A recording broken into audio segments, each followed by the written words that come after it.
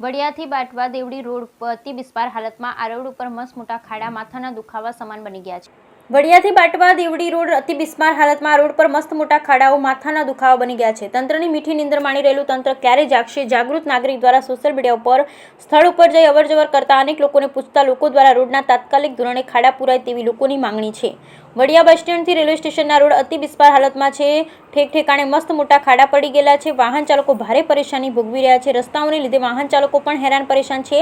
સાથે જ આ રસ્તા પર civil hospital, police station, court, high school જવા માટેનો મુખ્ય રસ્તો પણ છે। આ રસ્તા પરથી એસટી બસ, એમ્બ્યુલન્સ તેમજ વિદ્યાર્થીઓના અનેક વાહન અવરજવર કરે છે। ત્યારે નેશનલ હાઈવેના સપનાઓ દેખાડનાર સરકારી તંત્ર જવાબદાર અધિકારીઓની મીઠી નિંદ્રામાંથી ક્યારે બહાર આવશે તે જોવાનું રહ્યું।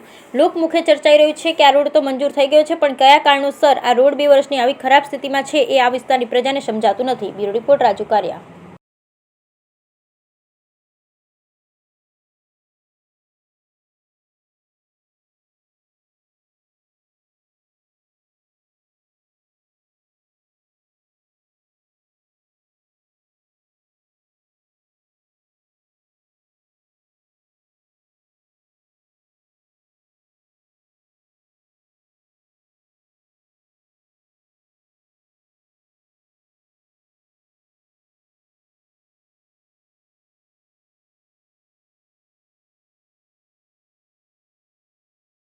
પરિસ્થિતિ છે રોડની?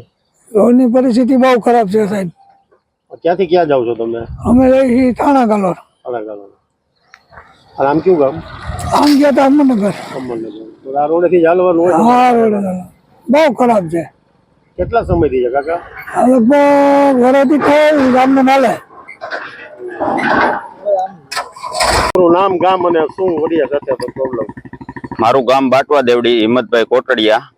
અને અમારે વડિયાનો રોજનું ખરીદી હોય, ત્યાર પછી અવારનવાર દવાખાના બાબતે કોઈ પણ અવારનવાર વડિયા આવવા જવાનું થતું હોય। અને આ રોડ એટલી ખરાબ પરિસ્થિતિ છે એની કોઈ સીમા નથી અને બહુ કઠણ પરિસ્થિતિ આવી ગઈ છે આ રોડની। દવાખાનું કેવું હોય તો? દવાખાનું હોય ત્યારે અહીંયા વડિયા જ આવવાનું થાય। સરકારી કામ હોય, કોઈ પણ હોય, અવારનવાર આવી ગયો વડિયા જવાનું થાય। કેટલા સમયથી છે આ રોડ ખરાબ?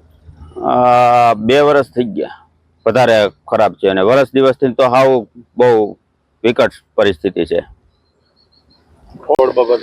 મારું નામ ડોડિયા જુનેદ છે। હું વડિયા વિકાસ સમિતિ પ્રમુખ છું।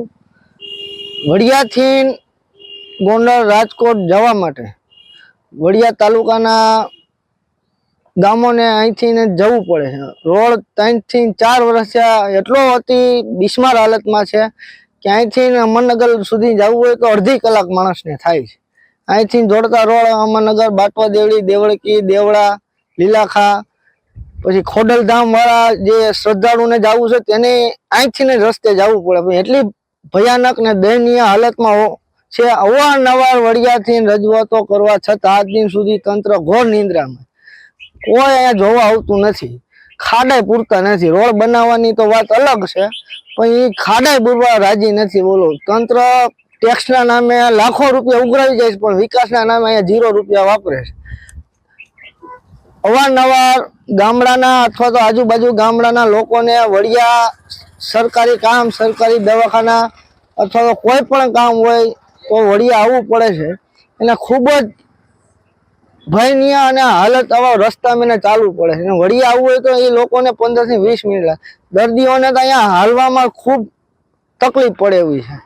આપના માધ્યમથી સરકારને હું એટલું જ કહેવા માંગુ, જલ્દી ને જલ્દી બને અમારા રોડની વ્યવસ્થા સારી થાય એવું કરો।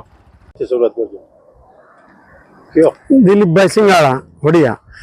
આ વડિયાથી બાટવા દેવળી સુધીનો 6 કિલોમીટરનો રસ્તો છેલ્લા 2 વર્ષથી અત્યંત ખરાબ રસ્તો થઈ ગયો છે। વાહન ચાલકોને, અજાણ્યા વાહન ચાલકો, 2 વ્હીલ વાળા વાહન ચાલકોને ક્યાં આખું એક પ્રશ્ન થાય છે। અને અકસ્માતોનો સતત ભય રહે છે।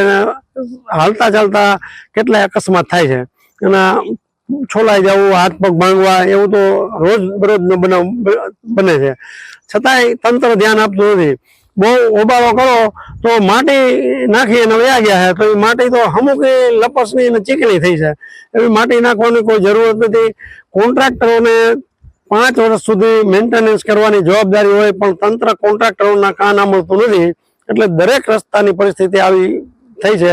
તમે ગોંડલ તાલુકાના રસ્તા જોવો તો એમાં કેમ ફેર છે અને અમરેલીના રસ્તા જોવો તો એમાં કેમ ફેર છે. કોન્ટ્રાક્ટરો સાથે અધિકારીઓની મિલીભગતથી આ પ્રશ્ન ઊભા થાય છે. હવે રસ્તો બને તો કોન્ટ્રાક્ટરની સાથે જે તે જવાબદાર અધિકારી સતત આ રસ્તા ઉપર હાજર રહેવા જોઈએ એવી અમારી માંગણી છે. આ રસ્તો હવે આમ ક્યાં જાય આગળ? આમ ગોંડલ રાજકોટ સુધી જાય છે. આ બાજુના આખા અમરેલી જિલ્લા, જુનાગઢ જિલ્લાના વિસ્તારના લોકોને આ પ્રાણ પ્રશ્ન સમાન રસ્તો છે. અહીંથી જ એને રાજકોટ, ગોંડલ, અમદાવાદ જવા માટેનો આ એક મુખ્ય રસ્તો છે, પણ છતાં એની હાલત આવી દયનીય છે.